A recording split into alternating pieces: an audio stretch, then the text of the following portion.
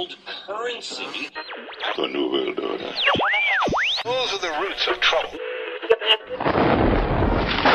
I imagine that right now you're feeling a bit like Alice, tumbling down the rabbit hole.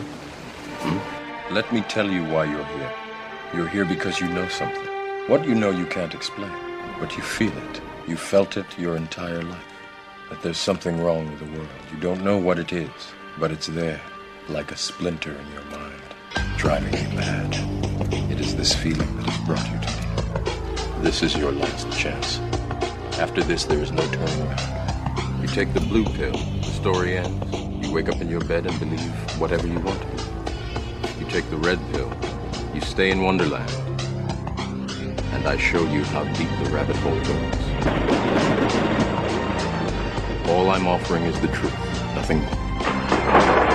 For we are opposed around the world by a monolithic and ruthless conspiracy that relies primarily on covert means for expanding its sphere of influence, on infiltration instead of invasion, on subversion instead of elections, on intimidation instead of free choice, on guerrillas by night instead of armies by day.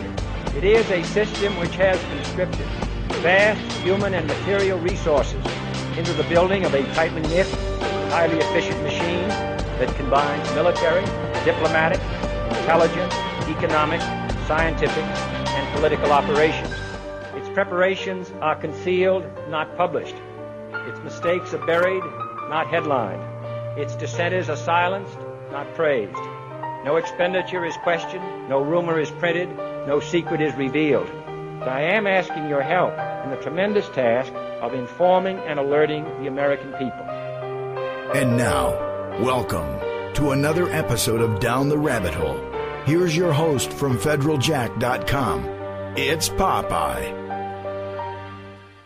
Ladies and gentlemen, welcome to another live edition. It is May 22nd, 2014. Admittedly, tonight, I was going to originally take the night off because I'm a little bit tired and been working on about 800 different things.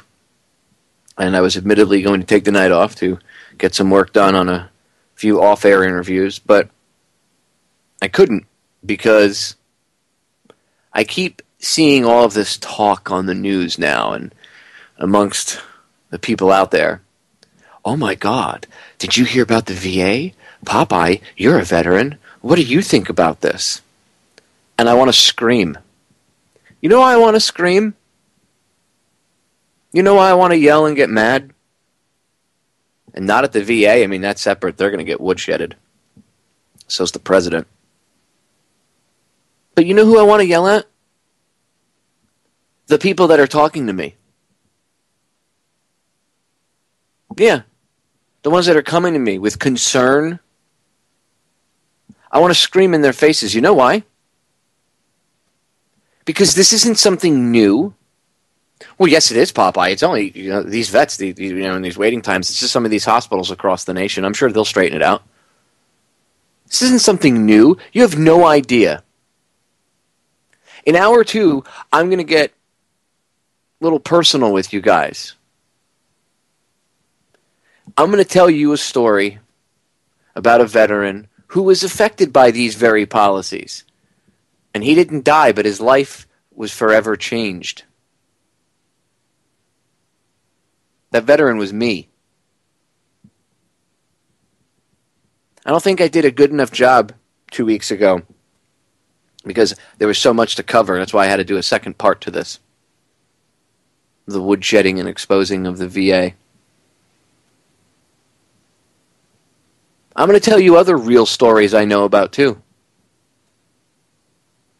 You know, when Luke Rudowski interviewed me about a year ago, we had to blur my face out because we were shooting it on the grounds of the VA, and at the time, the VA police had they had come up and asked us if we had seen anybody filming. Ironically, Luke was hiding the camera underneath his legs because we were sitting in my vehicle at the time, and he was hiding the camera underneath his legs, and we were like, nope, haven't seen anybody, but because they had come up and talked to us and they were on the lookout, didn't want the video to be brought to their attention and have my face attached to it at the time.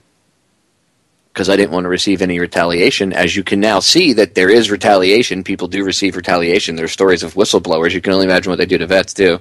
Okay? I mean, look how they're treating the vets. So, Luke Rudowski interviewed me, and I told him stories of people in the Miami VA medical system being, and this was in the news, you can go look it up, these vets were being, some of them were exposed to hepatitis and other things, and they got it, they contracted it simply because the medical staff didn't properly sterilize equipment between colonoscopies. So you had colonoscopy equipment that was essentially dirty going from one colon to another. Transfer of bacteria, fluids, whatever else, and people got sick. Their lives are forever changed. And when I talked about that, people said I was full of it. They called me a liar. They said, show the proof. And I responded to the idiots. Some of them were just trolls, but I responded to the idiots, and I told them, go ahead, go look it up. 5 minutes of research will show you this. So yeah, I'm gonna take all these people to task tonight. But let me tell you something, ladies and gentlemen. As someone who suffered through this crap and had to figure out how to manage it and overcome it and defeat the system on his own, and now teaches other veterans how to do so, I'm a little bit pissed off at the general public that now they're suddenly angry about this. Well, we should do something about it. I really want to tell most of you to go kick rocks because it's not really genuine. Because we've been bitching about this for years. Nobody's done anything. But suddenly CNN does a piece on it and it's a national news story and everybody gives a crap. It required the Communist News Network to actually do some real news reporting, and they're not even covering half of what's going on. They don't talk about depleted uranium or anything else. There's a lot of stuff that you don't hear. But it took them doing all this to expose this. The thousands of veterans that go on YouTube and radio shows and talk about this. You guys are welfare whores. Oh, I've heard all the comments. Now, suddenly, oh my God, it's true. These guys weren't lying. Big shocker. So I'm just a little perturbed at a lot of the fake people out there that are suddenly so worried about the veterans. You know what? Take your fake patriotism and your yellow ribbon and go home. As someone who suffered through this, I don't want to hear it. I don't want you to come and pat me on the back and tell me, oh, you know, I feel bad for you now. No. Because these veterans that are dying, okay, and it's not just Vietnam vets. Why do you think the suicide rate is so high? Why are we losing so many vets each day to suicide? Inadequate care. Well, we have to fix the system. No, the system's not broken. You don't understand. It was never set up to do what they say it was. You can't just plug stuff into something that's not set up for that. It's like trying to put diesel fuel into a gasoline engine. Ain't going to work. Going to create all sorts of issues.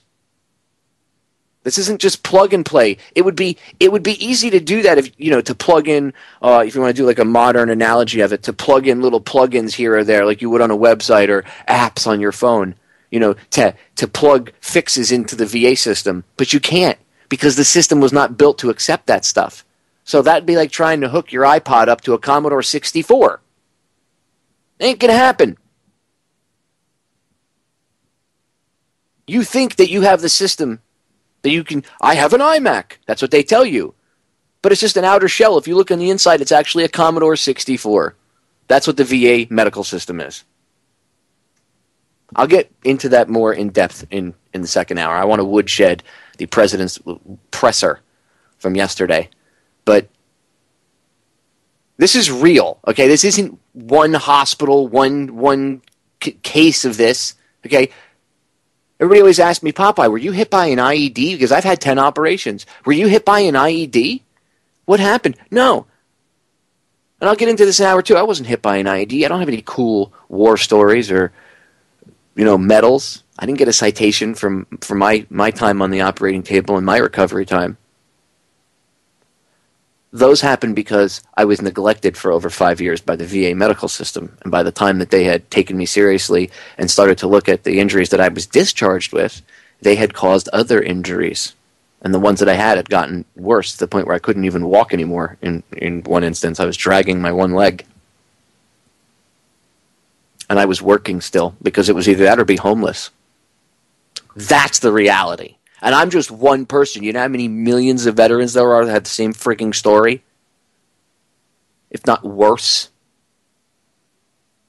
I'll get into it in an hour or two. I don't want to get into it right now. I'm already heated, and I don't want to take up the time. I have it laid out. I want to woodshed this liar first, and then we'll get into it. But this isn't a one-time, one-off thing. And this isn't, it slipped under the radar, we messed up, we just didn't notice it. Bullshit. You didn't notice it. You're all a bunch of lying sacks of crap. You didn't notice it. You know how many friends I have that are dead because you guys didn't give them care, and some of them ate a bullet, some of them drank themselves to death, some of them OD'd. I made a lot of friends over the years that are vets. A lot of them combat vets. I've talked to these guys. I've watched them cry. And some of them are no longer around because they did not get adequate quick care. So I don't want to hear, we dropped the ball. No, you don't care.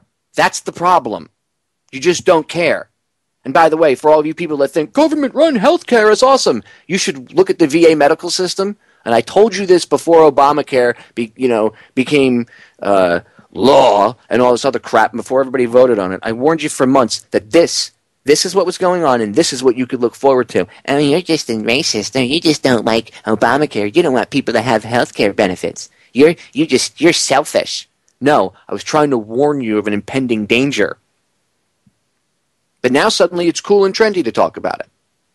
Now everybody wants to get on the bandwagon and talk about it.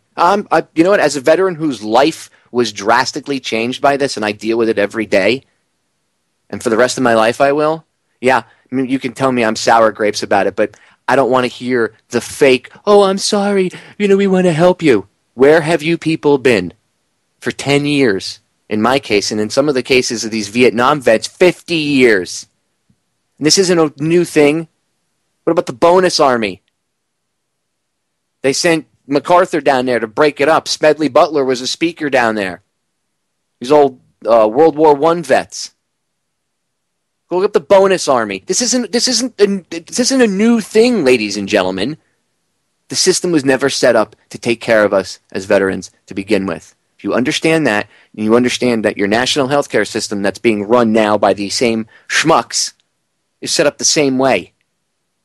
They don't care about you. I'll get into the wait times. Anyway, let the woodshedding of the Veterans Affairs Hospital, the Veterans Affairs medical system, the Department of Veterans Affairs, and the President himself, President Obama, let the woodshedding of the D3 commence, because I'm in quite a mood over this, and I'm tired of, I see a lot of people pontificating or talking and a lot of hyperbole, but they don't, maybe they're not veterans.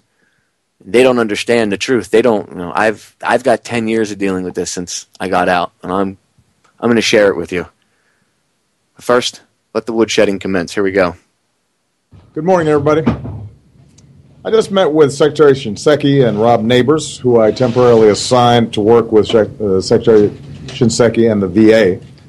And we focused on two issues: the allegations of misconduct at Veterans Affairs facilities and our broader mission of caring for our veterans and their families. As Commander-in-Chief, I have the honor of standing with our men and women in uniform at every step of their service. From the moment they take their oath, to when our troops prepare to deploy, to Afghanistan, where they put their lives on the line for our security, to their bedside, as our wounded warriors fight to recover from terrible injuries. The most searing moments of my presidency have been going to Walter Reed, or Bethesda, or Bagram, and meeting troops who have left a part of themselves on the battlefield. Really? Was that before your last trip to Camp David or Hawaii or your last golf outing? Do you think about all those troops that you send into harm's way, Mr. President, while you're sitting there looking at that hole, trying to keep it under par? Is that what you're really thinking about? Is that what your wife is thinking about when she's spending thousands and thousands and thousands and thousands and thousands and thousands and thousands of dollars daily on your lavish lifestyle?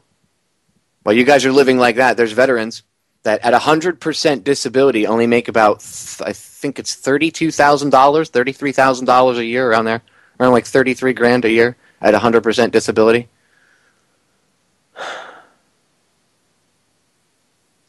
$30-something grand for a 100% disabled veteran who could no longer work. And you people spend that on food, on a plane ride. Shame on you. And shame on your wife for her lavish, disgusting spending habits.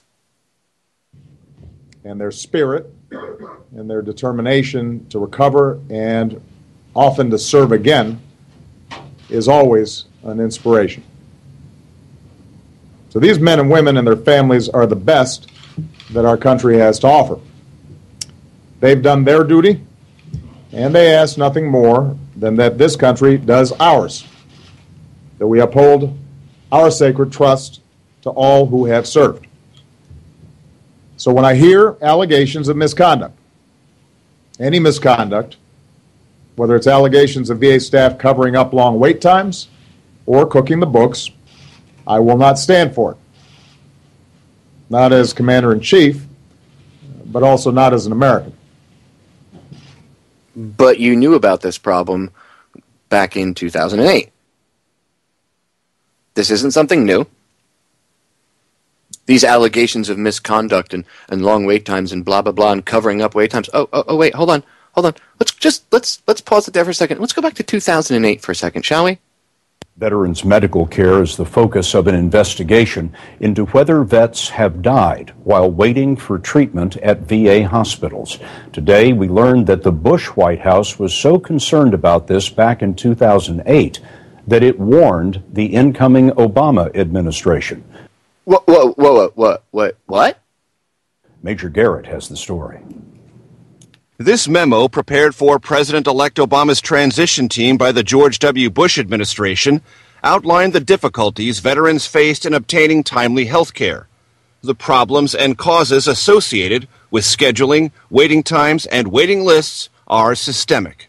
It urged the Veterans Administration to properly document desired appointment dates and ensure patient waiting times are accurate. Failure to do so, the memo warned, would affect quality of care by delaying and potentially denying deserving veterans timely care. In an interview that aired Sunday on Face the Nation, the President's Chief of Staff, Dennis McDonough, said President Obama was, quote, mad as hell, even though he hasn't commented on the scandal since April 28th. Doesn't he believe in the power of his own voice and the power of his public expression of outrage? That's why he has exercised it and continued to press not only us at the White House, but the leadership at the Department of Veterans Administration to ensure that we get the kind of performance that our veterans deserve. Advisors say the president first learned of allegations of veterans dying waiting for health care from news reports. And Scott, we are told the president will address this VA scandal this week. Advisors also tell us that Veterans Affairs Secretary Eric Shinseki's job is safe for now. Major Garrett at the White House tonight. Major, thank you. Of course Shinseki's job is safe. Maybe that's because he knows where all the bodies are buried. Maybe he knows about all the DU. Remember, I've told you, go back and listen to the show I did 2 weeks ago when I took the VA to the woodshed. Go listen to the interviews I did with Doug Rocky. In fact, I put the links to the interviews I did with Doug Rocky on the post on Federal Jack for that VA woodshedding show I did 2 weeks ago. I think it was the 8th of May. Shinseki was his boss. He knows all about the depleted uranium. I wonder what else he knows that maybe, that's, why he's so indispensable. Maybe if they throw him under the bus right now without giving him what he wants or placating him in one way or another before they throw him under the bus, maybe things would come out. Maybe they need him because he's an inside guy who will keep his mouth shut. They know. Maybe they don't want a wild card going in there, somebody being recommended as being appointed Or maybe Congress stepped up and did something and actually got together, and maybe the people got together and demanded an independent, non-Obama lackey be appointed the new Secretary of Veterans Affairs. Shinseki's a scumbag. I'll say it. I don't care. I would tell him to his face. You are a scumbag, sir. And you're a traitor. Shinseki should be fired, and he should be brought up on charges. Okay? He should be brought up on charges. Sure, we could figure out a few. Dereliction of duty. We can hit him with that. Probably multiple counts of it, especially with the DU and then running the Department of Veterans Affairs. He should be fired and arrested. I mean, what he's doing is criminal. They allow people to die. Is that not criminal? How about the bonus system? We'll get into that.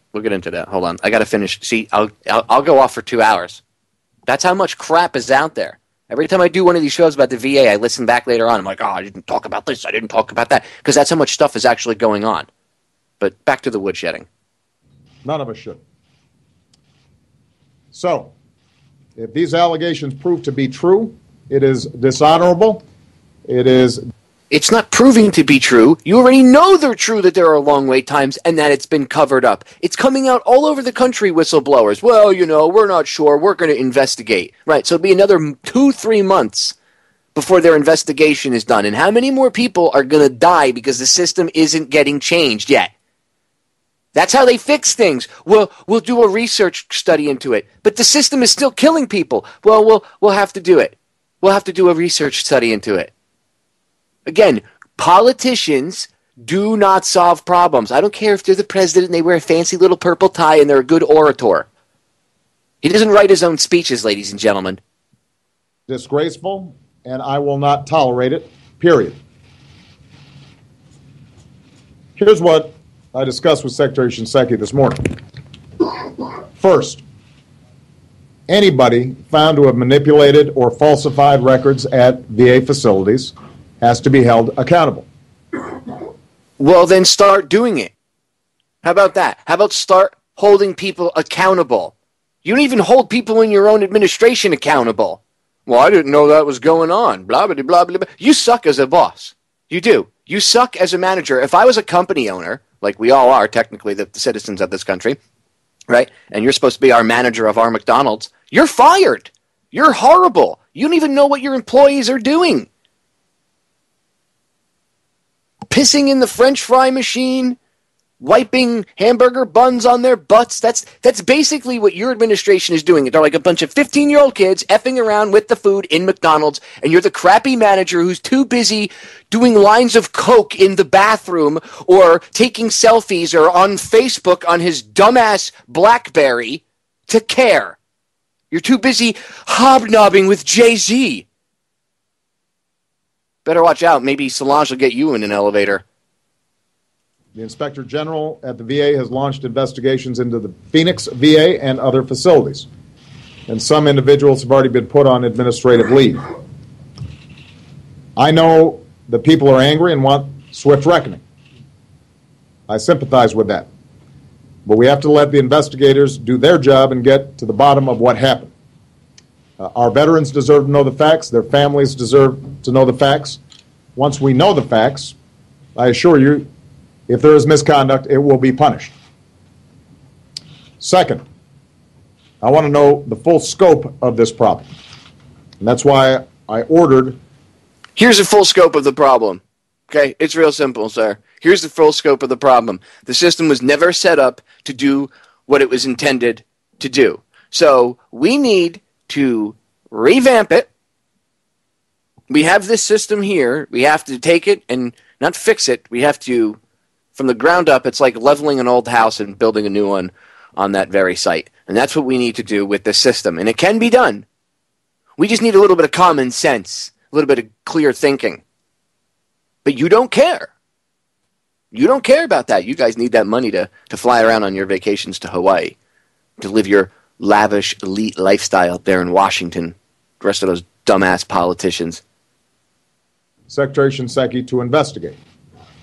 Today he updated me on his review, which is looking not just at the Phoenix facility, but also VA facilities across the nation. And I expect preliminary results from that review next week. So you have the Fox investigating the hen house. That's what you're doing. Shinseki, I want you to investigate your own department and your own chain of command for any flaws and report back to me. Sir, yes, sir. I'll come back to you with a prompt, honest report, sir.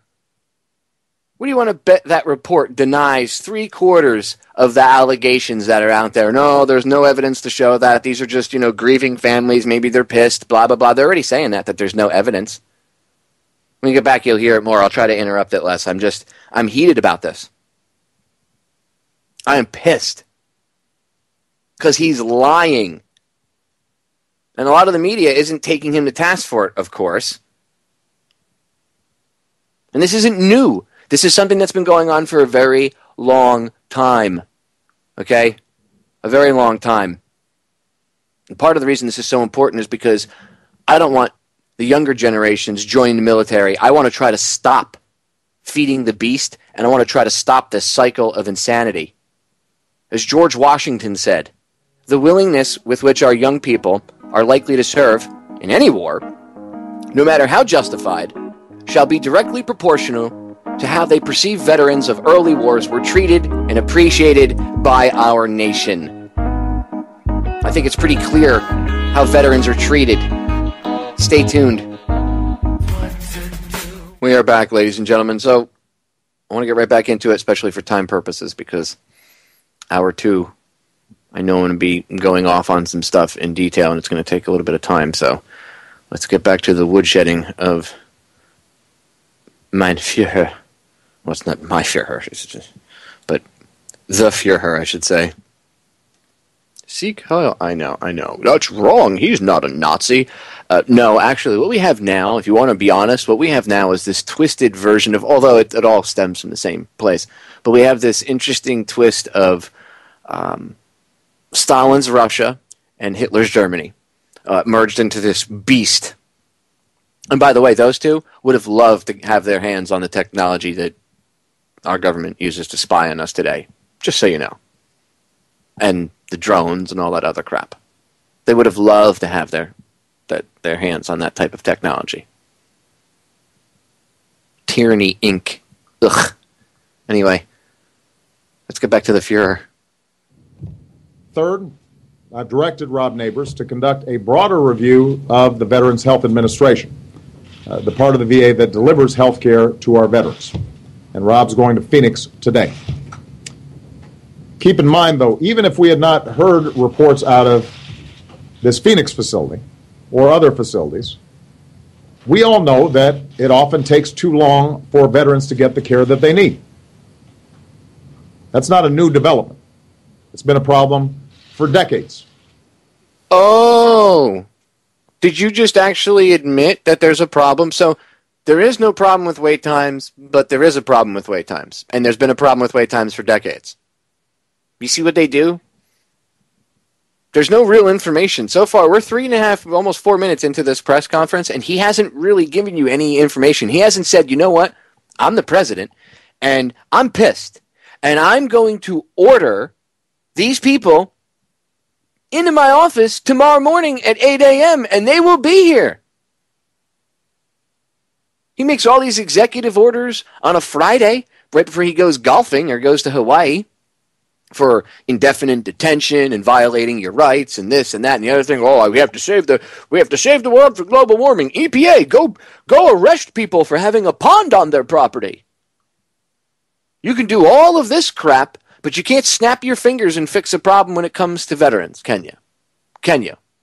Can you? So again, young men and women, as the recruiter comes to your high school and says, be all you can be, join the Army. Or they say, join the Marines, you'll see the world. Or was that the Navy?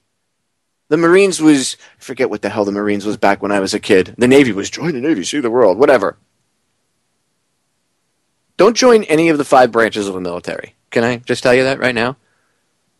You're going to be working for Tyranny, Inc. Do you really want to work for Tyranny, Inc.? I know I don't. I know I didn't. Okay?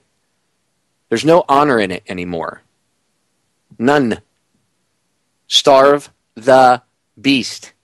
If all the soldiers in all the world's militaries tomorrow turned around and just refused to fight, this would stop. The power actually lies within all of you. If you refuse to participate in the game can't be played. Because I guarantee you, those people at the very top, you think that yelling general is going to go out there and charge the line by himself? I doubt it. And if he wants to be suicidal and do so, have fun. You think those elites that send you into battle and that make the decisions that lead to you going into battle and that make money off of it and that have never seen a battlefield once themselves except maybe in cool video footage or a video game, do you think they're going to run out there and fight? No. They're not. Again, I'll repeat one more time this quote from President George Washington. General George Washington. The founder of our army, by the way. The modern-day army the modern-day army doesn't like George Washington anymore. Apparently he would be considered a terrorist in their eyes. But the founder of the army. The willingness with which our young people are likely to serve in any war, no matter how justified, shall be directly proportional to how they perceive veterans of early wars were treated and appreciated by our nation. Now, as a veteran, I could tell you, not only do I hold the government accountable, but ladies and gentlemen, like I said earlier, I hold you people accountable too. Because you've helped let your fellow people down. Because they've come home and you see them. Everybody has a family member or a friend or knows somebody that was in the military. At least most people do. And yet, this is still an ongoing problem. What about Vietnam vets? How many of them came home? And we saw what they went through. And nobody gave a crap because they were crazy Vietnam vets. Baby killers, pieces of shit. Who cares? F them. We had a chance back then to fix the problem. We didn't. We didn't. So if truth be told, we have to look in the mirror. Again, I know other people don't like to do this because maybe it doesn't make them popular on the radio show. I don't care. Okay? I'm going to grab everybody by the back of their head. I'm going to force you to look in the mirror and look into your own eyes as you listen to what I'm saying to you. Because you know what? When we're responsible for things, when we drop the ball, we have to own it. Okay? It's the only way things are going to get fixed. Can't blame everybody in Washington for it again. That's just like that's giving up your responsibility for this. That's the opposite end of the spectrum from, oh, save us, Washington, with your capes. Blaming everything on them would be the same thing. You're still giving away your responsibility for not doing something and not physically causing change. I don't mean uprising in the streets, but doing something about it.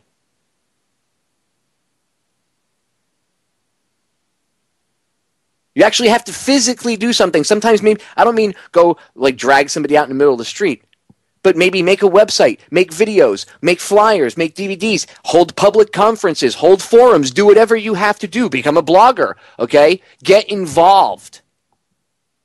Don't just sit back and go, it's horrible how the nation treats our veterans, but then nothing ever gets done about it.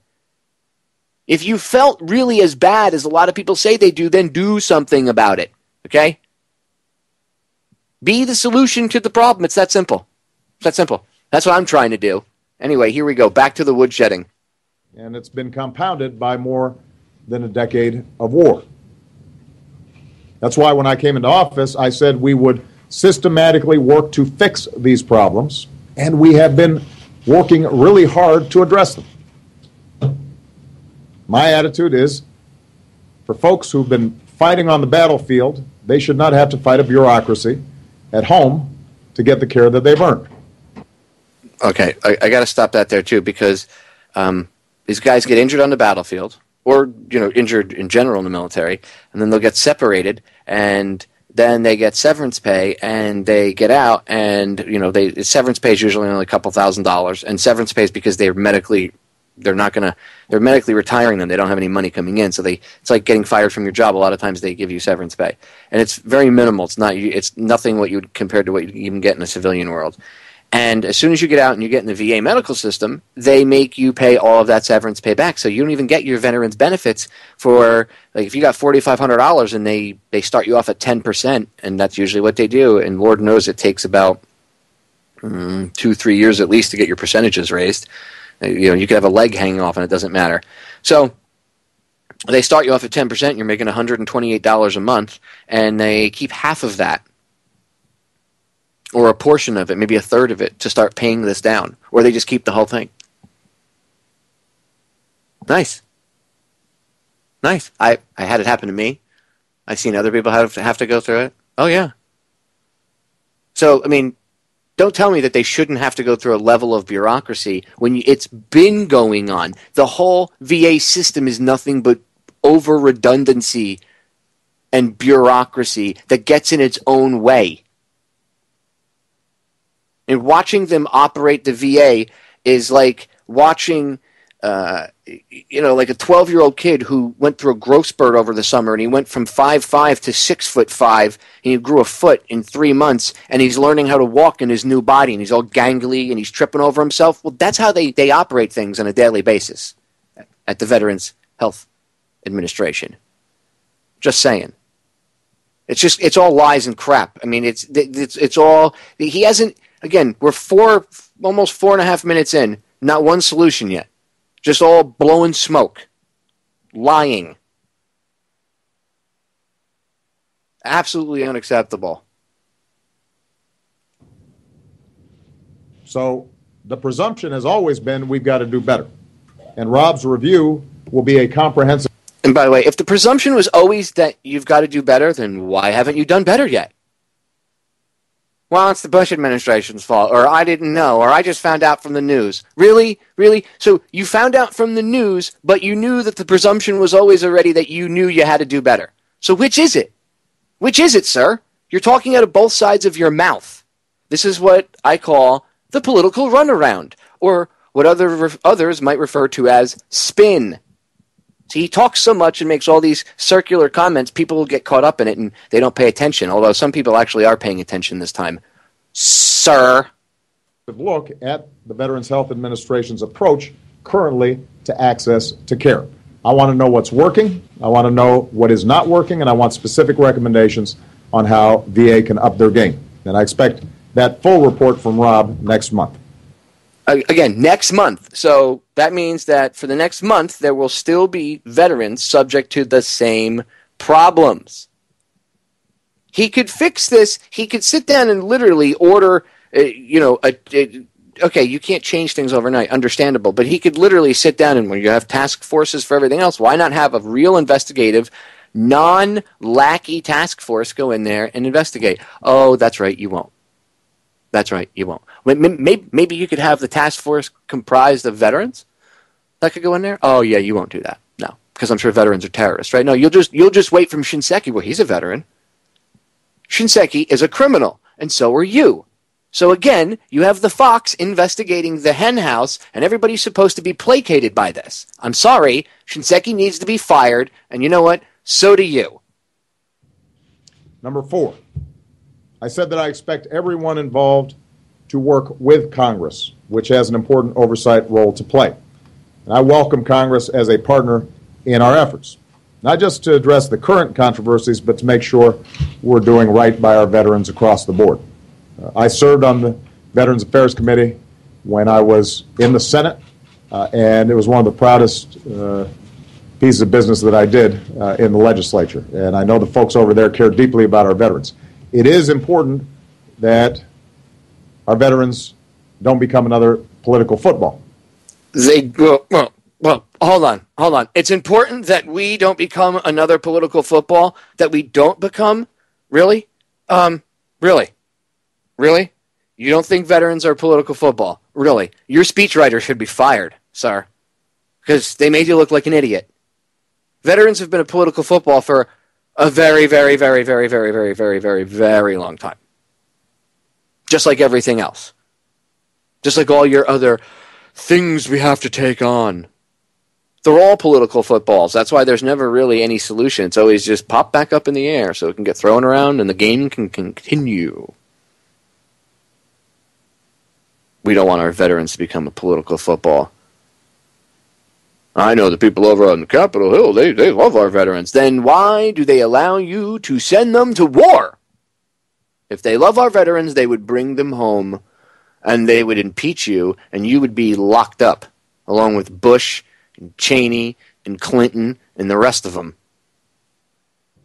Especially when so many of them are receiving care right now. This is an area where Democrats and Republicans should always be working together.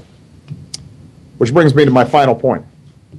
Even as we get to the bottom of what happened at Phoenix and other facilities, all of us, whether here in Washington or all across the country, have to stay focused on the larger mission, which is upholding our sacred trust to all of our veterans, bringing the VA system into the 21st century, which is not an easy task.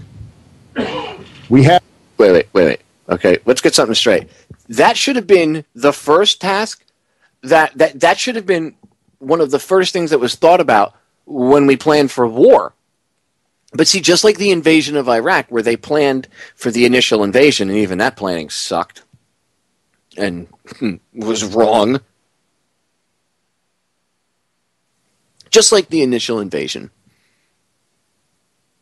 the aftermath wasn't thought about.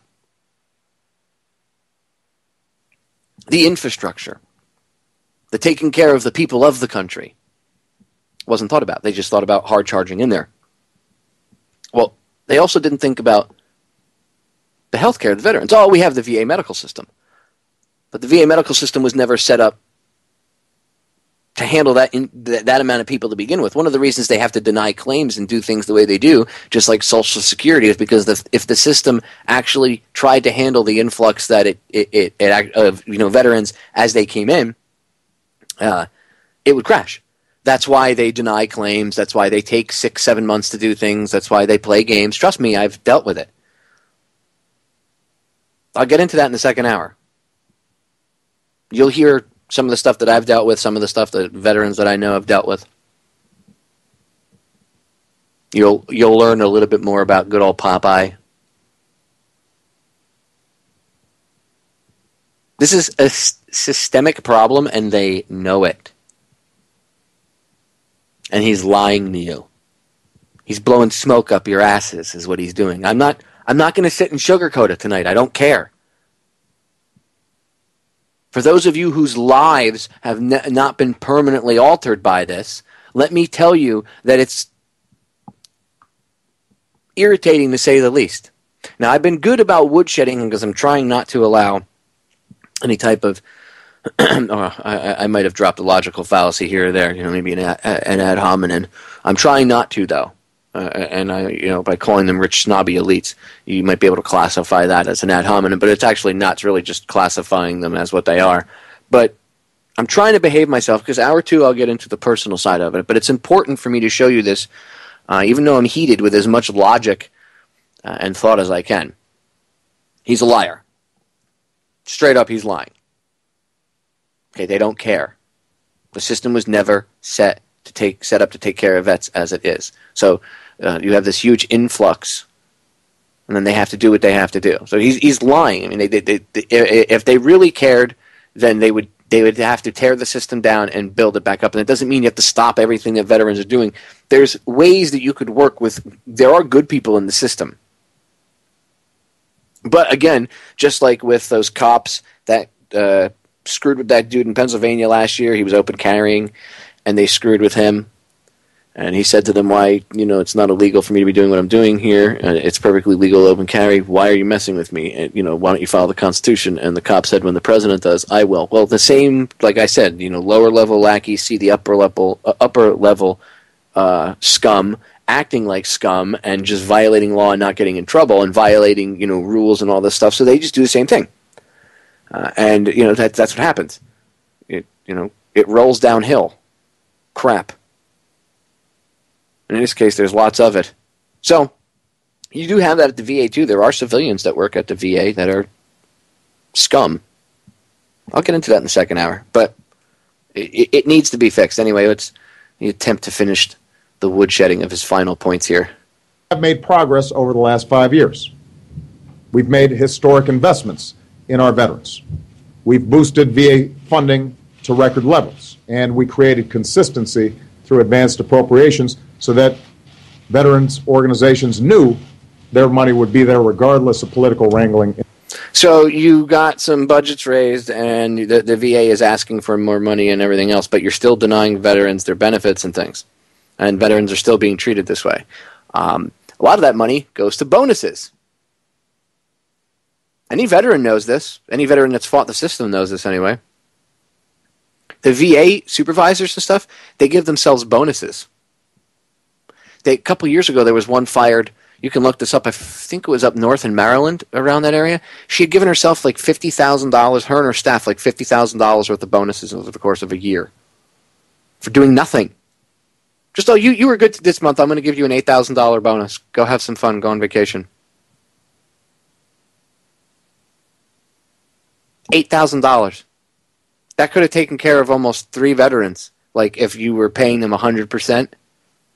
That could have covered almost 3 vets for a month at the rate that they pay 100% disability, which is nothing. It's like $32,000, $33,000 a year. Might sound like a lot, but it's not, especially if you used to make $100,000 and because of your disabilities you can no longer do that. Jobs I used to make 65, 70 G's a year when I was a PI. I made really good money. Couldn't do it anymore because I couldn't walk. It's hard to do undercover work when you can't walk.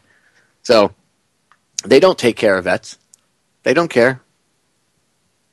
We boosted funding, right, and the funding doesn't go to what it's supposed to be going for. And I can tell you, we're bringing the VA hospitals into the 21st century.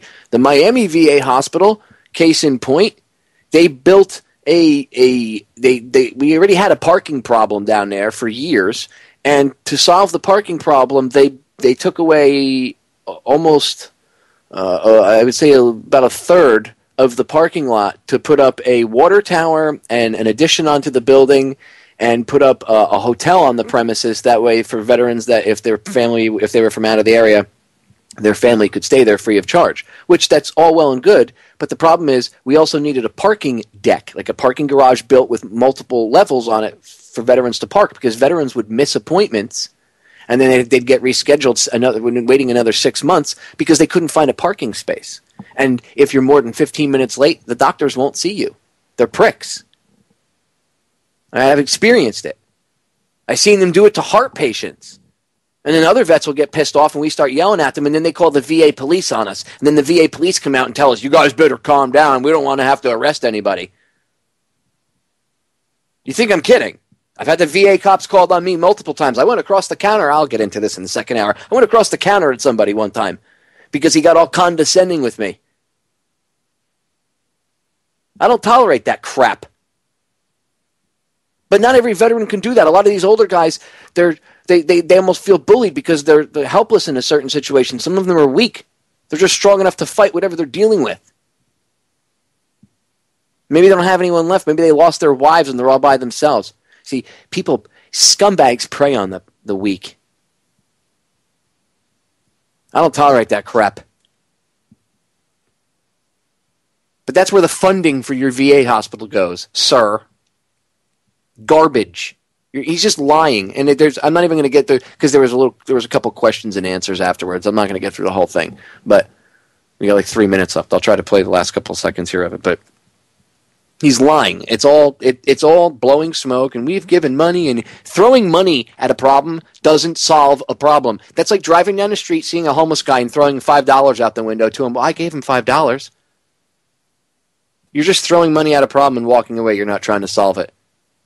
In Washington, we made VA benefits available to more than 2 million veterans who did not have it before, delivering disability pay to more Vietnam vets exposed to Agent Orange, making it easier for veterans with post-traumatic stress. Well, first of all, it only took you 50 years to admit about the Agent Orange thing. And what about depleted uranium?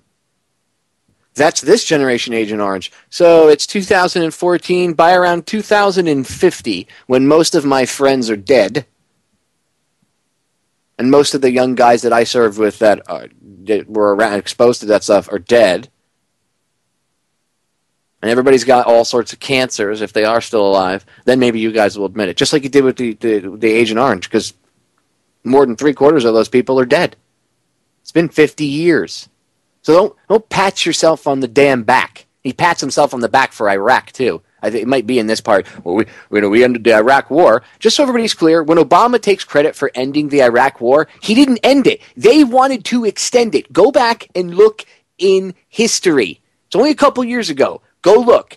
He wanted to extend it and keep our troops there. The Iraqis gave him their middle finger and said, no, we're not renewing your security contract. Pack your people up and get out of our country. And we still have like 250,000 contractors over there, so don't fool yourself. But he didn't end the war in Iraq. Iraq threw us out.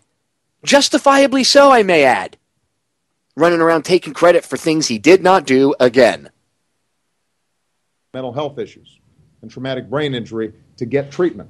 And no, you're not helping guys with PTSD or traumatic brain injuries or any other mental health issues. If you were, there wouldn't be record levels of suicide. There wouldn't be. You're lying. You're lying. You're lying. You're lying. You're a liar. And improving care for women's veterans. All right. No, you haven't improved care for women's veterans either, and I'm going to have to end it there because we only got about a minute left. But you didn't improve care for women's veterans either. You didn't. That's a lie. Go back and listen to the show I did 2 weeks ago. I think it was May 8th if I remember the date correctly. The taking the VA to the woodshed episode I did. I played a clip about the epidemic of homeless female veterans. I know female veterans that have issues, and when they go to the hospital, there's one little clinic in the hospital that specializes in female needs. And at the time, I don't know how many doctors they have there now, but I know as of like a year ago, they only had one doctor. That's for the entire Miami VA medical system. That doesn't just include Miami. That includes up into Broward County. It covers 2 counties and parts of the Keys they deal with too. You haven't done anything. Stop lying, Mr. President. The liar in chief. Stay tuned. We'll be back. Hour number 2 coming right up. They're all lying to you. Don't believe anything that they're saying. They're lying. And what you know about the VA now, it's 100% worse than what you know. So we're clear. Stay tuned. Ladies and gentlemen, we are back with hour number 2 here on tonight's live edition of Down the Rabbit Hole. I am your host, Popeye, from FederalJack.com. It's May 22nd, 2014. So if you missed the first hour, I tore apart the beginning of the president's presser there. I didn't go over the questions that were asked. I could have let it play out, and then it would have taken me the full 2 hours to rip that thing apart. And I think you get the point. I don't have to hound on that same video clip and beat a dead horse, as it were, for you to understand that they're just lying, and they're lying. They're lying. They're lying. They didn't produce in I think it was 6.5 minutes worth of audio I played for you guys. He did not produce one solution, one actual even truth at all. Okay, the one about them giving the funding. Well, we've gotten more funding for the VA, yeah, but that doesn't. Again, you're just throwing money at the situation. It's like having a fire, and you drive by, and instead of maybe trying to get some water and throw some water on the fire and put the thing out, you just drive by and you throw money out the window at somebody standing on the side of the road. Hey, can you put that out? Thanks, bye. Continue on the Starbucks. That's what you guys are doing when you just throw money at a problem. It's like I tell people with homelessness. What do I say to you all the time, ladies and gentlemen, when it comes to homeless people? What do I tell you? I say you should go out and do good things, do good deeds, right? Instead of throwing a $5 bill at the guy and walking away, perhaps maybe give them some clothing or bring them a hot meal instead. That actually goes a long way, instead of just giving them $5. Because they understand, too, at a base level, you're just giving them money to go away. After all, that's what most people do, right? So, real horror stories from the VA. Let me tell you about my personal experience first, and then I will tell you about some of the other people that I know, but I will not tell you, obviously, their names for privacy reasons, and I will have to leave certain things out for their privacy. But I knew I was going to be going over this, and a few of my friends I talked to a couple hours ago, made a couple text messages and some emails, and I was told that I could talk about, certain things as long as I, didn't give out too much identifying information, because they don't want any retaliation, and I don't have any problem with that, so that's fine. So I'll tell you about a few things that I know that some people that I know have gone through as well, fellow veterans. First, let me explain to you what I was telling you in the beginning of the first hour there. I said that I wasn't, my injuries didn't come from an IED explosion or anything like that. And you don't get medals for, you only get medals when you're in combat and stuff like that. You don't get medals for injuries that are non-combat. And that's actually a large portion of what people end up, they get hurt in the military. And a lot of times, even if it doesn't affect them then, years later, it affects them. Anyway, when I had gotten hurt in the military, I don't know how they do things now. Maybe they might have gotten a little bit better, but they really, you didn't get the best care, we'll say. And I had one operation, and they found out that I needed, long story short, they found out I needed a second surgery on my my one knee and my ankle, which you all know if you've been listening for a long enough period of time. You know I've talked about this. I just had recently a second operation on it. My ankle had to be operated on, and they didn't want to deal with it. So they medically retired me and said, "We'll let the VA take care of it." This is literally what they said. Well, when I got out, the VA wasn't anywhere even near what it's set up to be now when it comes to dealing with young veterans. And it's still not even set up properly, but they were nowhere even near to that level. When I went to the VA, it was all World War II and Korean War vets and Vietnam vets. And a couple Gulf War vets, but none of the younger, there was really no young guys there yet. So it took me, I got in the system, that took me about almost a year, because they couldn't find my medical records. I took my medical records. When I got out, I physically made a photocopy of all of them, so I had 2 copies of them, and I sent them the copy. And they couldn't find my records until I offered to give them another copy of it, because I said, I do have the original hard copy. What I gave you was a copy of the record, so I can have another one made and mailed to you, and I'll have it tracked. That way you guys can track it. And, it'll be signature required and certified and all that, which every other time that I ever gave them my files and stuff, they had. But their internal people, they would say that they lose them. And that's another thing. They always tell vets, well, we can't find your file. And they actually tried that with me about 2 years ago, after I already had decisions and ratings and stuff for my injuries. They tried telling me that there was no evidence to support any of my claims and blah, blah, blah, blah, blah, blah, blah, blah, blah. Not the stuff that I already was rated for, but stuff that I had put in for that I was waiting for. And I said, did you even look in my file? Did you even look and see that I'm rated at already a certain percentage? And when they looked, they said that they couldn't find the medical files to back it up. And then when I, again, forced their head into the mirror and made them look again, they said they miraculously found it. Oh, how amazing. There's a warehouse, I believe it's in St. Louis, where they actually warehouse physically all of our military records. And there's always fires at this warehouse where mysteriously, sections of records either go missing or there's a fire or something happens. It's interesting how that works. They can monitor all of your communications on your phone, and they have a secure facility for that, but they can't keep a secure facility for people's service records so that they can get what they need. Anyway, so long story short, once I got in the medical system, it took me probably about 4.5, 5 years for me to get them to take me seriously, because I couldn't even get my primary care doctor to show up for appointments.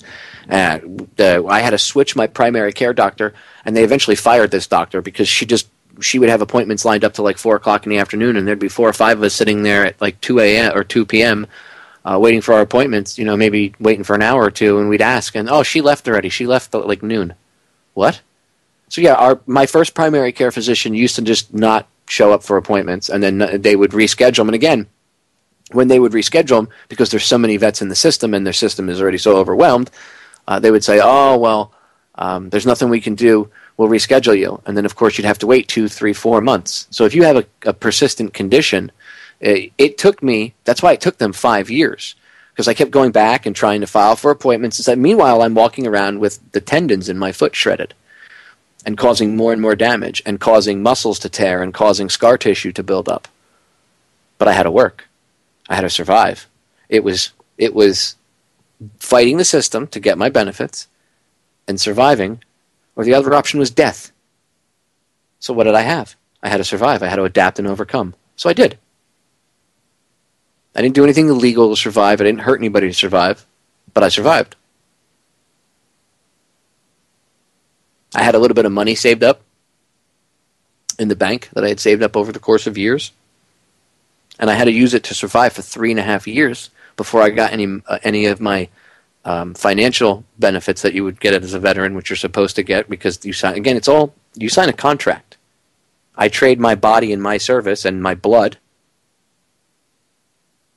and if I'm hurt in the process, then they have to take care of us. And if I can't work, then they have to take care of us. And it's only fair, especially since you signed a contract, and they expect us to keep up to our end of the contract, and they certainly abuse the hell out of it. So it's only right. I mean, even if you don't want to argue fair, not fair, right or wrong, we signed a contract. But they don't take care of us. They don't care. So after dealing with my first doctor, I get a second doctor who, by the way, I had already had 1 surgery at the hospital by this point since I had been out. I had my second surgery on my knee, and I was waiting to go see the doctor, the surgeon for my ankle. And he said to me, you don't need to see any of the specialists. You're fine. You're a young guy. I said, look at my medical record, and look, they said I have to go see these other doctors. I'm just waiting for, I had to switch primary care physicians because the other one never showed up for her appointments. And then he debated me on that topic. Well, I don't know. I don't think she would just do that. Well, yes, she did. That's why she ended up getting fired. But this is what veterans deal with. So long story short, he told me, you're young, you'll bounce back. And I was dismissed. And I was told that he would not give me referrals to see the specialist that I asked to see, which if you looked at my record, I was already told that I had to, it was already said in my record, I had to go see them because they're the ones that had to repair, the damage. No, you're young, you'll bounce back. I had to go to the patient advocate office and fight for another month to get to go see a new primary care. So I had to go through 3 primary care physicians before I found one that took me seriously. He took 5 minutes to talk to me. He looked at me, examined me, and he was like, oh my God, why have they not helped you? Now, since I've seen this guy, whenever I need anything, he takes care of me. He's actually very awake, too. We usually I won't out him, but he knows who he is, and he actually listens to the broadcast, and we spend usually about a good 20, 30 minutes talking about the whole agenda and what's going on while we're, whenever I see him every couple months. He's really a really cool guy, and he goes out of his way to help his vets. But it took me 3 doctors to get to this guy. That shouldn't be like that. You know how many months that is? That's not like, it was 3 or 4 days, right, Popeye? No. And you go to the primary care to get help, and you're in pain, you can't, he wouldn't even send me I asked him for a cane. I was dragging my leg. I said, I need a cane. Please put in a referral for a cane so I can go up to prosthetics and pick up a cane. He wouldn't put in a referral for a cane. Again, you're young, you'll bounce back. That was the attitude. By the time I had gone and see the surgeon, they had to do this drastic repair on my foot because of the damage. He was actually very livid about the amount of time that they had made me wait and everything else. He repaired my foot, and because of the amount of damage that had been done to it, and there was they had to go in, and it was pretty extensive surgery the first time. It created a lot of scar tissue, which caused problems, and I had to go back in and have a secondary surgery because of it. The same thing with my, I've told you my right arm was rewired, and it is from the elbow down. You know why? I wasn't blown up or shot. I was walking down a set of stairs one day, and my leg, I was going to work, and my leg that didn't work properly, and that I was, again, this is around the time period I was fighting to even try to get a cane. And you remember, I was out of work, so, and I don't have anybody giving me money. I don't have parents to rain money down on top of me like that. So I was all on my own. So I couldn't afford to even go buy a $25 or $30 cane. I needed every cent to pay rent and this and the electric bill. So I dealt with it. I sucked it up. I had no choice. Again, survive, adapt, overcome, and survive, or die. That was the choice I was left with. In my own country. I'm not in a foreign country on a battlefield being shot at. I'm in my own country trying to survive day to day. So as I was walking down the stairs going to work, my leg, my ankle in particular, and this was right before I had finally seen the surgeon and had the first surgery, whatever was in there holding the scar tissue had torn loose as I stepped my foot down, and the remaining piece of the second tendon that it was only partially shredded because I had one complete and the other one was partial and just flapping around, completely separated, and my ankle became no longer responsive and couldn't hold my weight up, and I fell face first down a set of concrete stairs. And the only thing that stopped me from cracking my head open and probably bleeding to death was the fact that I was fast enough to put my arms out. Unfortunately, when I put my right arm out and I grabbed the railing that was next to me, the inertia of my body going down the stairs was still too great, and gave me 2 tears in my right rotator cuff, tore the nerve in my ulnar nerve, that's your funny bone, when you whack your funny bone, tore that out of the little channel that it sits in my elbow, and I ended up, my wrist twisted in such a manner that it ended up causing damage to the nerve and trauma, which led to severe carpal tunnel syndrome. And it damaged my left wrist as well, and caused the same thing, but the damage, the carpal tunnel, it wasn't as severe because it was my right side that took most of the brunt because I'm right-handed. So, because of my injuries and their lack of care, it led to these other extensive injuries. And then I had to have surgery. Now I couldn't even work. I could barely walk. I mean, I was a mess. And when I went in and saw them, it took me about another 3 or 4 months to get. They immediately knew I needed to, once I saw I had the primary and he realized what was going on and blah blah blah blah blah, But it took that was still another 3 months before I got in to see the surgeons and then finally schedule surgery and everything else.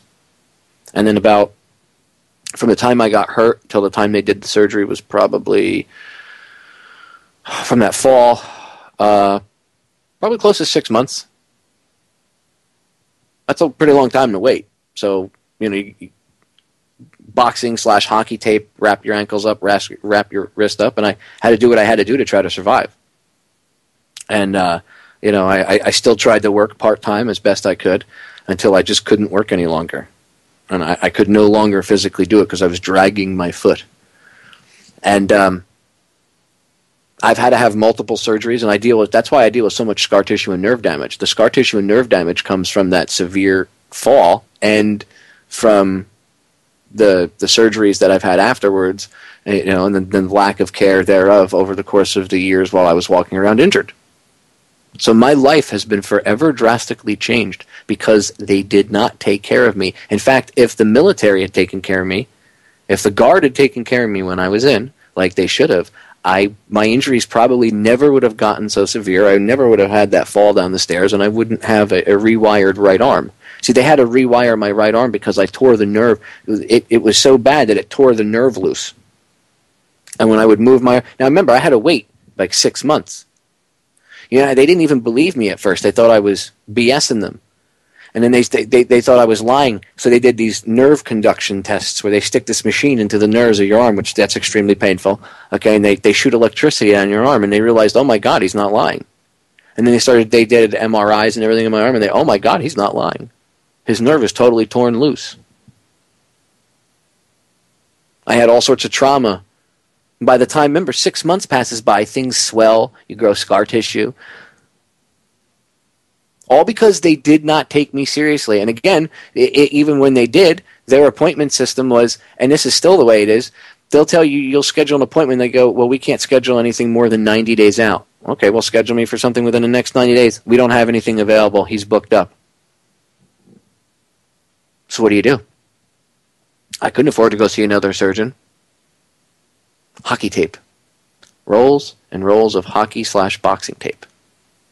That stuff kind of gets hard and allows you to hold your ankle in place and drag your foot if you need to go to work.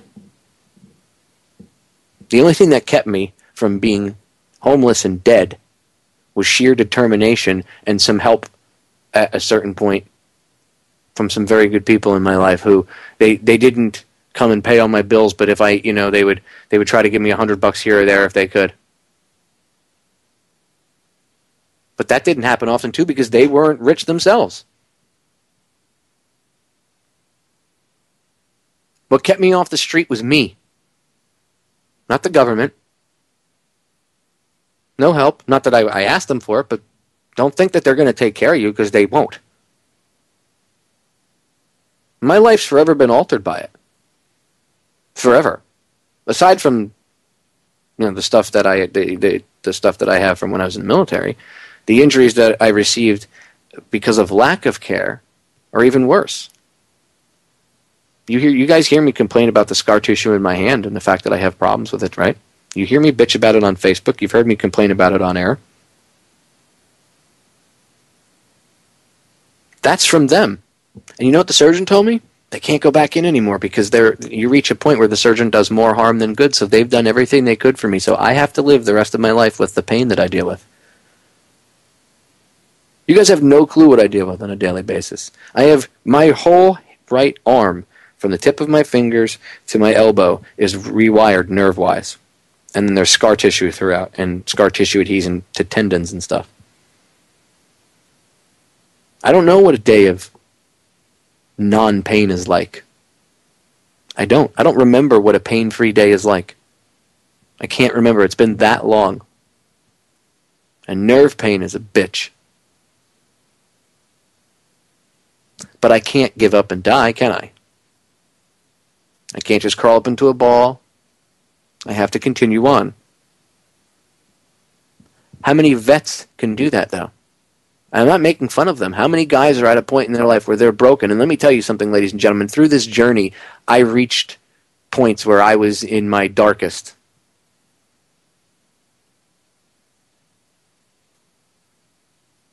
Being thrown away and cast aside has a certain way of affecting you, especially when you're trained and you go through the training that we do. Even if you're strong-willed and everything else, you don't understand. Even subconsciously, it has an effect on you.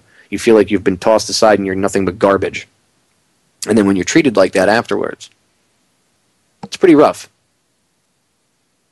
When you can't work anymore because your injuries stop you from physically being able to drive a vehicle to work.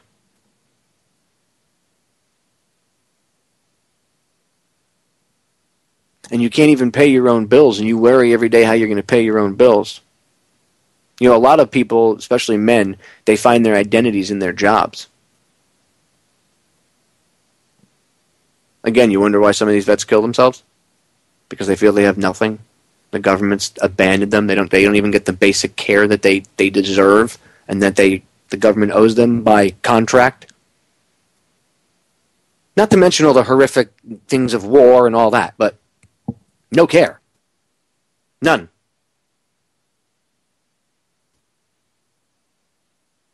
And you can try to blame the vets all you want. Well, some of them have, their behavior, blah, blah, blah. It's their behavior and their outbursts and stuff are symptoms of a much larger problem. And that's another thing. Problems are never addressed. The symptoms are masked. Pills and more pills. Let's lock them up in the hospital and put them on this medication or that medication or lithium. But never actually try to solve the problem. And it just goes on. So I can tell you from my own personal case of, them neglecting me and not just taking care of me the way I should. I've suffered.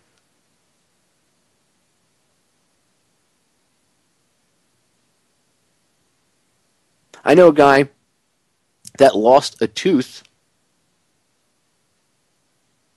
because of the scheduling.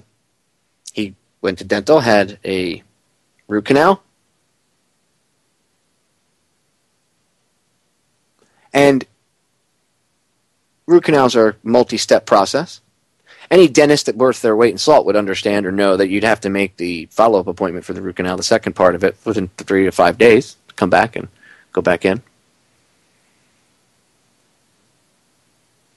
They did the first part of it, put a temporary filling in, and gave him his follow-up appointment for almost 2 months later.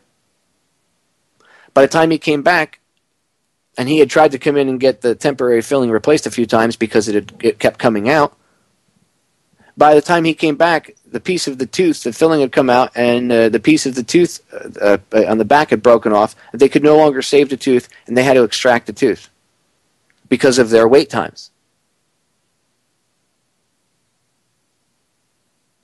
He was told that they would not replace it, meaning they wouldn't put an implant in to replace it. Real nice. This same guy had another root canal done on the other side of his jaw, and anybody that's ever had a root canal done knows that they use these little picks to pull the root pulp out, because the root in your tooth is actually like pulpy, and they scrape it out. They broke one of the picks off and left it in his jaw, and it's causing swelling, which is eating away at his jawbone. So he said to the doctor, look, we got to do something about it.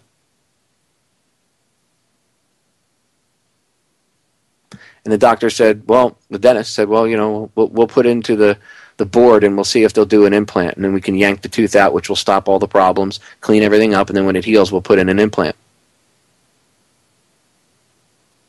And then the doctor told him, the dentist, she advised him that apparently that they might not give him an implant. They might just try to make a bridge from the two teeth, but where it is, if they do that, it'll actually snap and crack the other teeth and actually negatively affect the other teeth. I mean, they actually have a board that says, we don't know, the implant, maybe we don't want to give them an implant. Let's go with the cheaper alternative. It's their mistake. The reason that tooth is jacked up to begin with was because they didn't have a dentist down at the Miami VA take care of it. They had one of their interns do it, and the guy screwed up and broke a pick off in the person's jaw, and they weren't able to get the piece out. They thought they got it all out. They weren't able to get it out, and they sealed the tooth up with the piece of dental pick still in it. You can't do that. That causes problems. And then they gave the guy antibiotics for it, and he had a severe allergic reaction to the antibiotics and had to go back to the hospital because his body was going into anaphylactic shock from the antibiotics that they gave him for the infection and the swelling that they had caused by leaving a dental pick in his tooth or in his jaw. Real good care. Real good. I'm not bitching to you all. I'm trying to expose the truth to you all. I usually don't share that with anybody, but now you know the truth.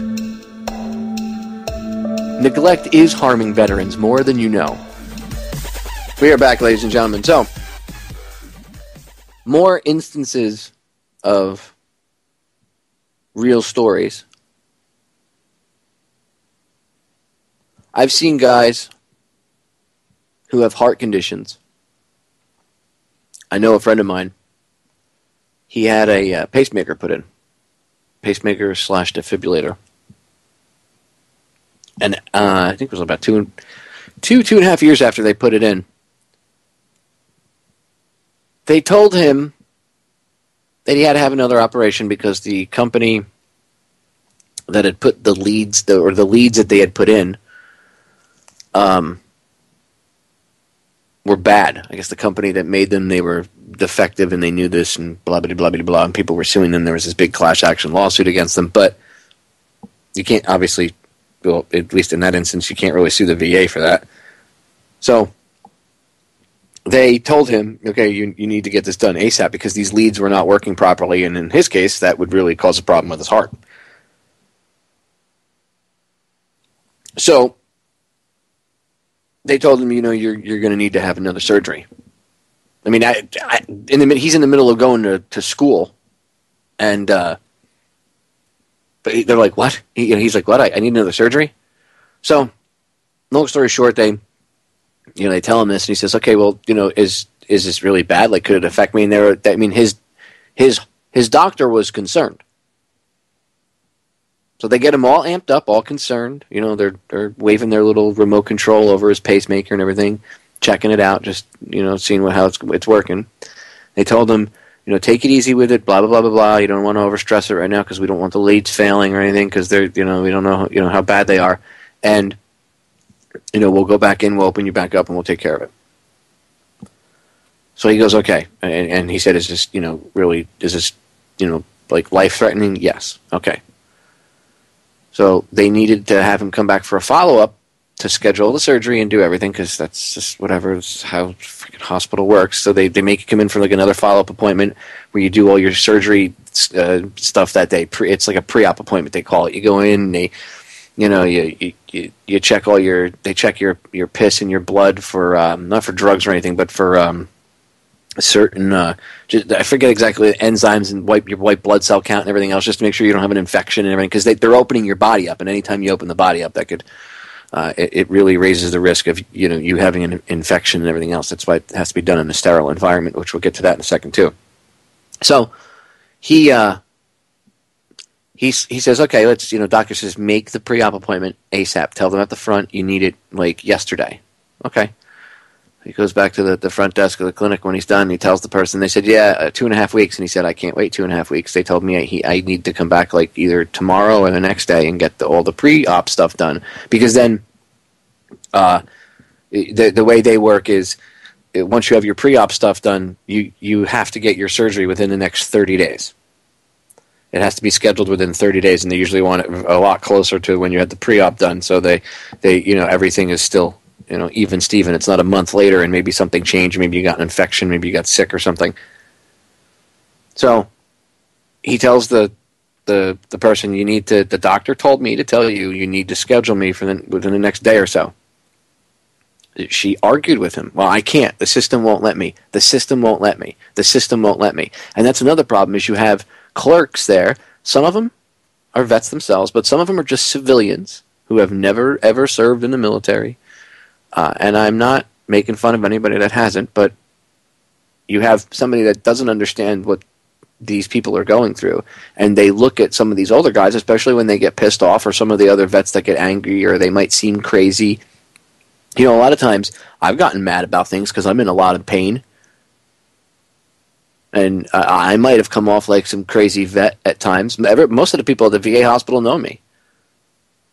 And they don't think I'm nuts or anything like that, but I've yelled at a few people. I went across the counter at one guy, and they called the VA cops on me. And I got yelled at. And the funny part was the VA cop grabbed me on the side, and he was like, I think the guy's a douchebag, too. It's exactly what he said to me. He didn't like the guy that I went after, too. Nobody did. So he was just like, look, I'll just tell them I talked to you, whatever. He's like, have a good one. He was cool. But the jerk off at the counter, they have little panic buttons. A lot of people don't know this. At all the clinics, at the front desks, they have panic buttons underneath the desk. Little doorbell with little electric wire, and they're all wired into the VA police. Or at least most of the clinics do.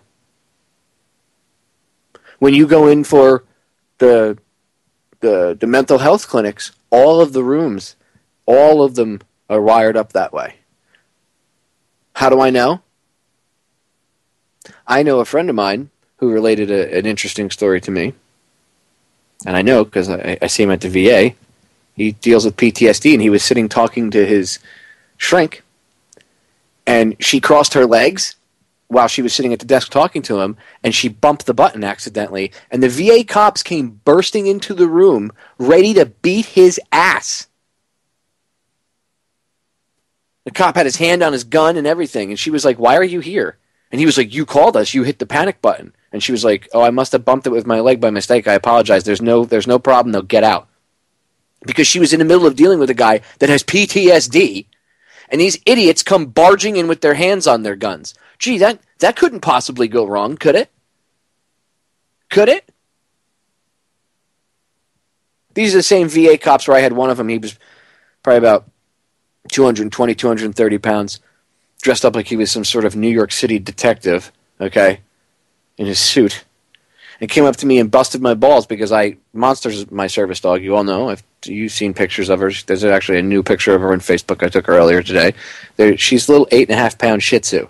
And I have a special tactical backpack that she rides in, and she can stick her head out the side very comfortably, and she chills. Most people don't even realize she's in my backpack, right? Well, when I was in the wheelchair after I had surgery, she was sitting on my lap, and this VA cop made the point of coming into the room that I was in with a nurse, having a private conversation about my medical history and stuff, and picking up medication after my surgery, comes in and which he's not supposed to do, barges in, and proceeds to try to interrogate me as to why my dog is there. And I explained that she was a service dog, and he said, "Well, we don't subscribe to service dogs except for a few limited things."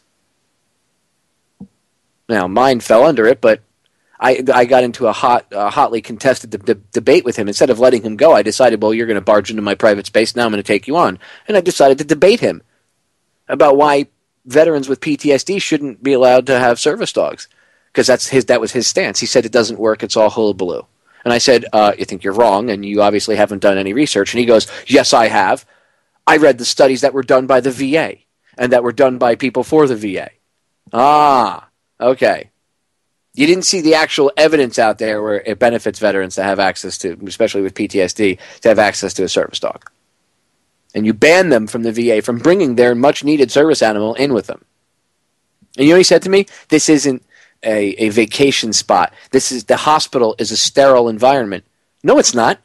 You obviously know nothing, officer. You know nothing. Your intelligence level is probably about 3. That's what your IQ is. You probably have an intelligence quotient of about 3. Am I being facetious? Perhaps a bit, but that was the dumbest comment I ever heard. It's not a sterile place. The hospitals are one of the most disgusting, disease-filled places you could be, genius.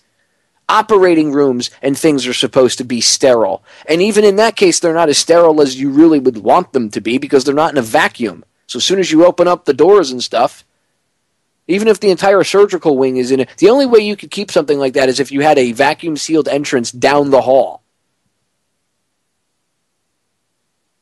So yeah, they scrub and they scrub and they scrub.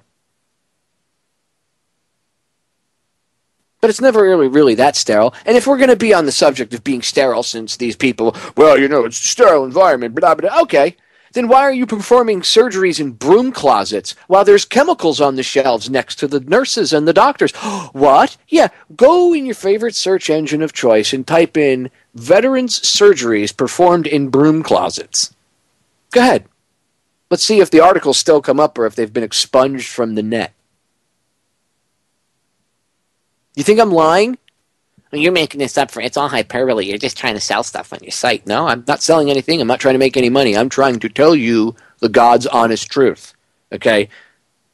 What you see on the news is a mere 1/10 of a 100% of what's actually going on in reality at the VA medical centers. And it's not in one state, and it's not in one hospital. It's across the entire country. They don't care. Maybe Congress and all of the president's staff and the president and his family and the Supreme Court and all of those people, all of them, every last one of them that considers themselves to be in any of the 3 branches of the, of government, they should all of their health care benefits should be removed and ripped away tomorrow, and they should be forced to start over from ground zero and go to the VA, and I don't mean give them their benefits. I mean force them to apply for their benefits and go through the whole application process from the ground up. And then let them get the same level of benefits and health care that veterans get. Yep. That's right. Bet you things would change. But that'll never happen.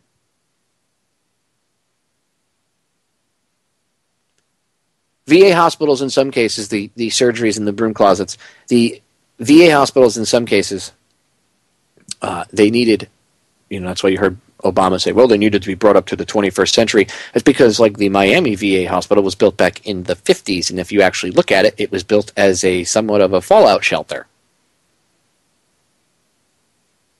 I'm not kidding. It was one of those secure facilities. It's all poured concrete. They didn't do that for hurricanes. They didn't start doing that for hurricanes until after Hurricane Andrew came through.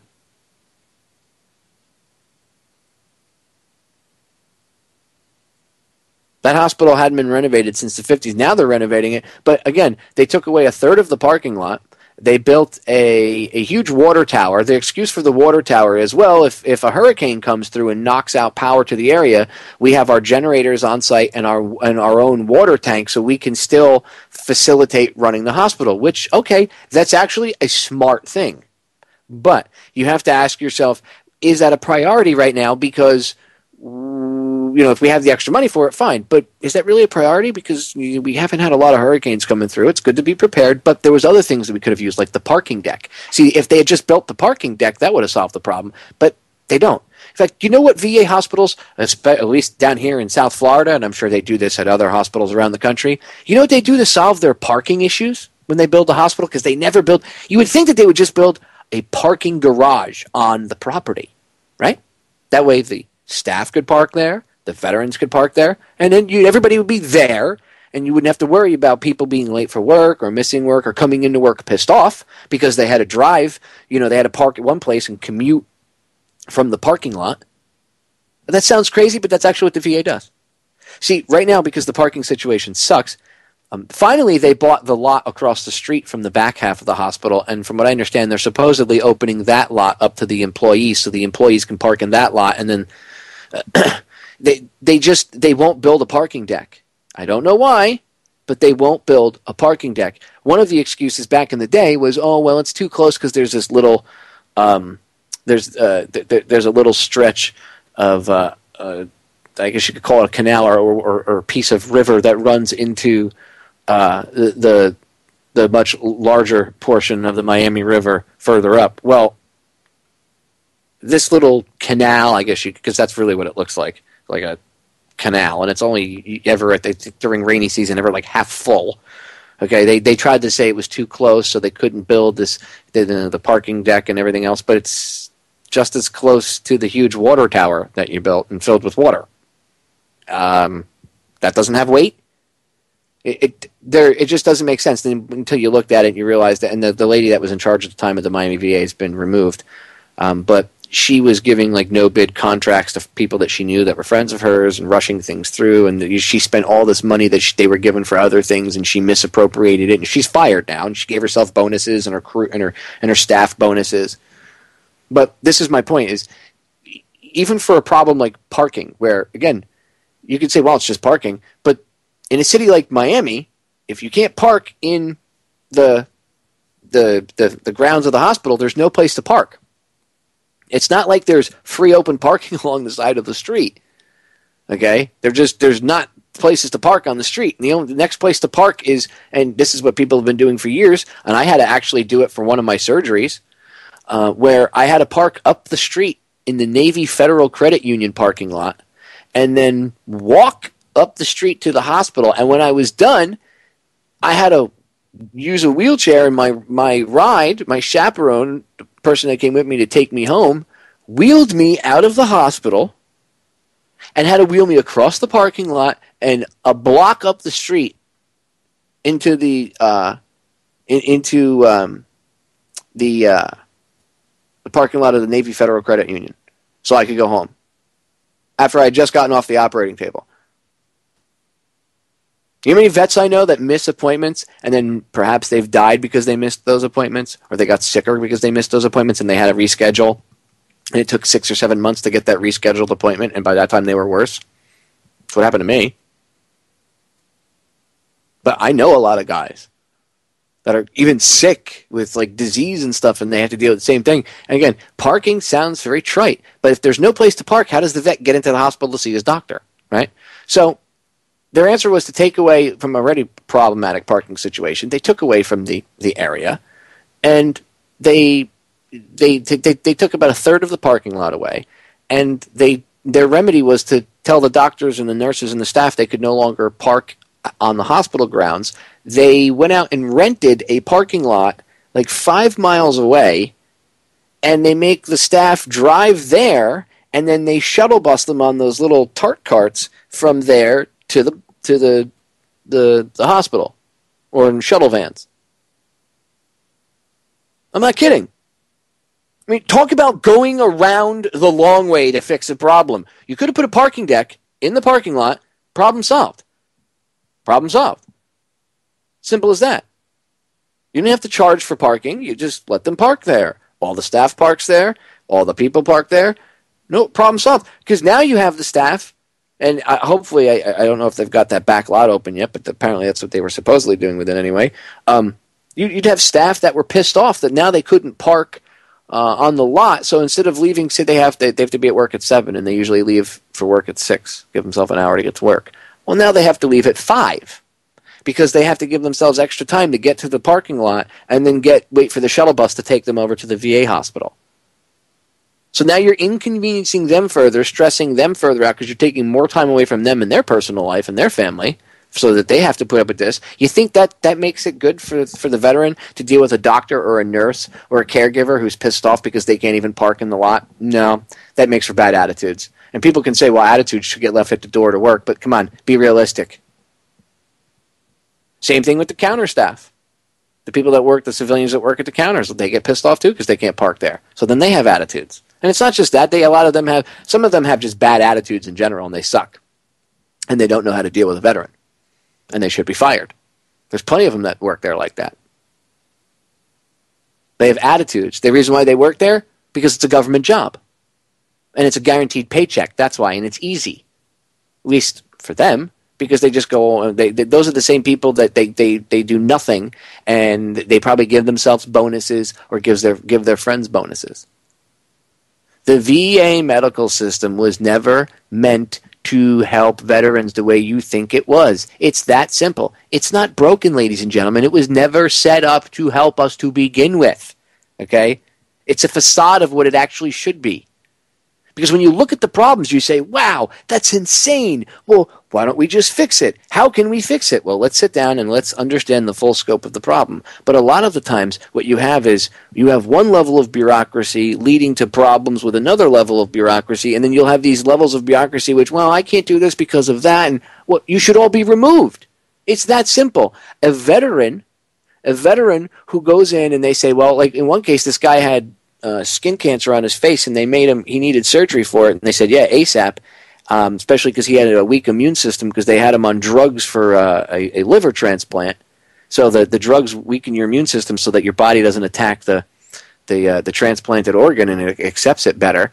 And he ends up getting skin cancer. They made him wait like 2.5 months. Well, he died because of it, because the thing grew out of control, grew around one of his facial nerves, and by the time he got it removed and got the surgery, it had caused him nerve damage to his face. He was in a lot of pain, and he died a year later.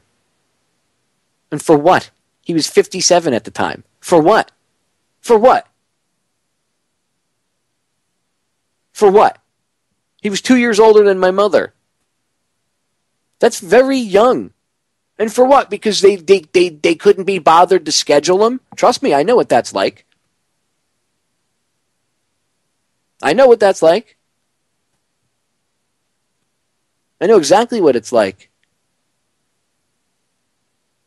They're scheduling, and they're just the fact that they put somebody off and they make them wait for that period of time. Look what it did to my body, and I'm a young guy. And I had no choice. I mean, I've been actually criticized. I had someone criticize me and tell me, well, you didn't have to work. How was I going to eat or survive? Well, I'm sure you have somebody that could have helped you out. No, I don't. I didn't have anybody.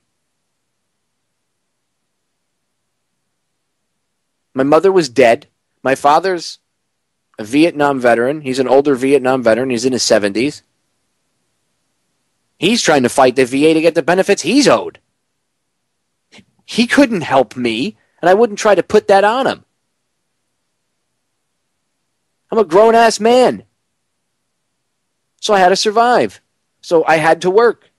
I had no choice. It was either that or die. And that wasn't an option.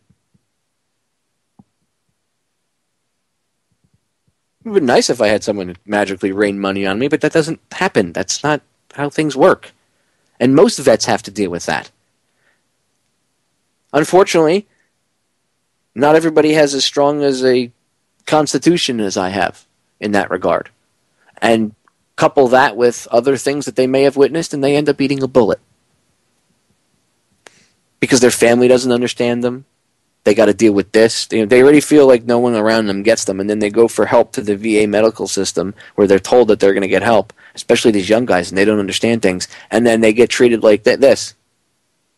I was older when I went through this, so I guess I had a different perspective on things. I mean, I was still young in the grand scheme of things, but I was older than some of the guys that are going through this. And what happens? Maybe these people can't handle it, and coupled with that, and the medications that they give them suicidal thoughts and everything else. And then the next thing you know, one of these guys kills himself, or they're out doing cocaine or all sorts of drugs, and they kill themselves.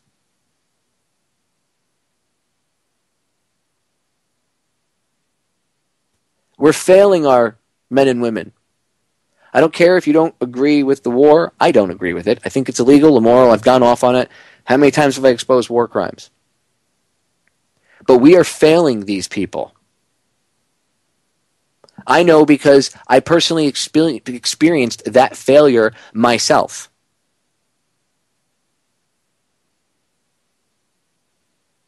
We are failing these people that we send to fight in wars, whether or not you agree with them or not. Again, I don't, but you're behind it.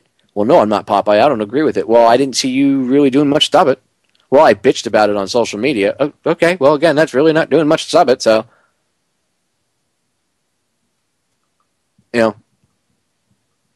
own it.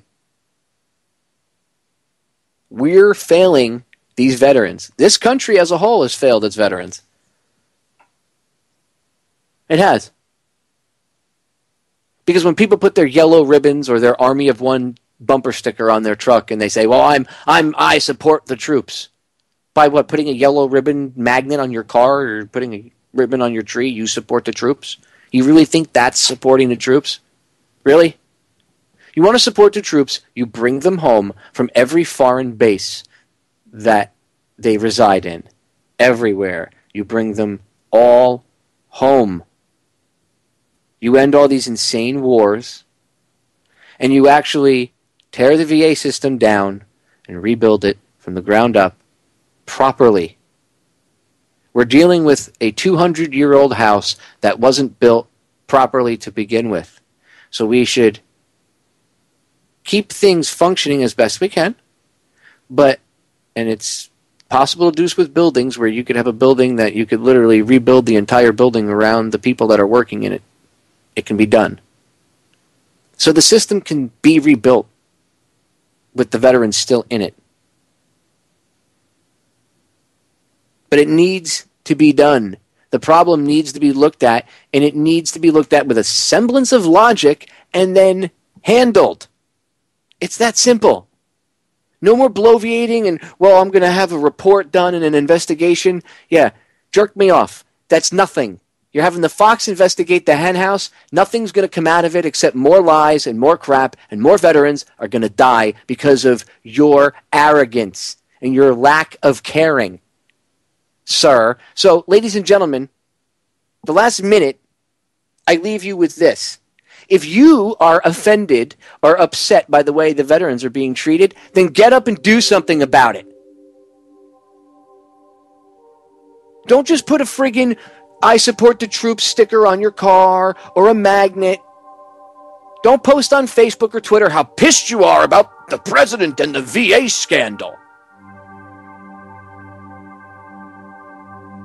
Don't hop on some Tea Party blog or whatever. Yeah, Obama sucks, because the Bush administration sucked just as much. And so did the Clinton administration and everybody else that is supposed to be taking care of vets. And they haven't.